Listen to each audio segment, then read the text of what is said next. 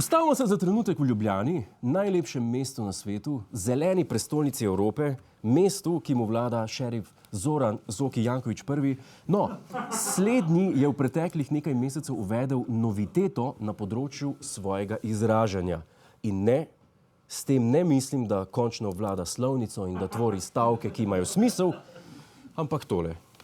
Zdaj pa o zanimivem konjičku ljubljanskega župana Zorana Jankovića. Ta v svojem slogu Ljubljančanom deli pluse in minuse.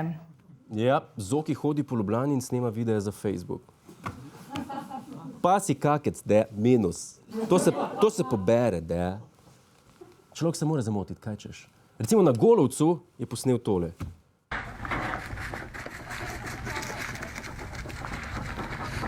Drage Ljubljančanke, Ljubljančani, danes je pa en velik minus za nevestno osebo, tisto, ki smeti naravo, čeprav ima brezplačno oddajo na Barju. A je to drža šerifa. Drage državljanke, državljanci, to je pa velik minus.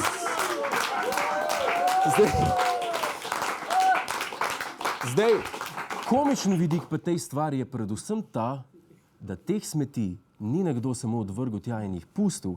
Stvar je v tem, da je nekdo bil sred pospravljanja in se je Zoki zmotil. Zoki ga je po krivici dal občanu Ljubljane minus.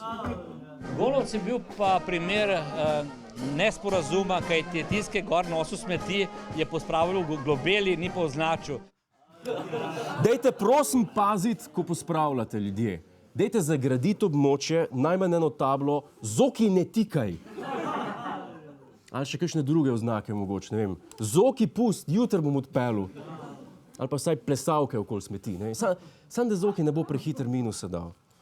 Ma pa Zoki čudne poglede glede upravljanja novinarskega dela. Ko ga je naša odlična novinarka Sandra iz Geta povprašala o njegovem delu in rekla, da dela prispevek o Ljubljani, je Zoki povedal tole. O Ljubljani delamo prispevek, pa bi še vas prosila. Prispevek v Ljubljani bojo dali vsi obiskovalci, ne? Dragi obiskovalci, tam so mikrofoni, tam so kamere. Vzamite vsak svoje in začnite snemati svoje prispevke. Čeprav poznavši Zokija, po mojem mislu kakšen drug prispevek, kakšen prostovoljni prispevek, po mojem. Zdaj mimogrede, Ljubljančani in Ljubljančanke Zokija hvalijo. Ljubljana ne bi končno postala res lepo mesto, občanom prijazno okolje in očitno mesto, ki spremeni še tako zagrizanega kapitalista v razsvetljenega človeka. Tako pa mi čuvamo naravo. Tisti, ki imamo radi našo mesto, v parku prijateljstva so ta drevesa res prijateljstvo do bodočih generacij. Srečno. Gledalke in gledalci, to je človek korporacij, parkirnih hiš in večnih gradbišč, ki objema drevo.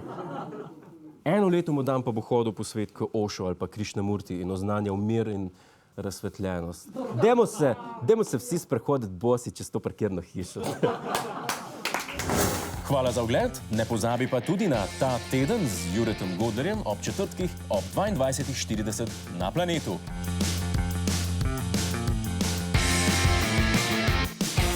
Hej tujec, polajkaj nas na Facebooku, posledi nas na Twitterju in naroči se na naš YouTube kanal.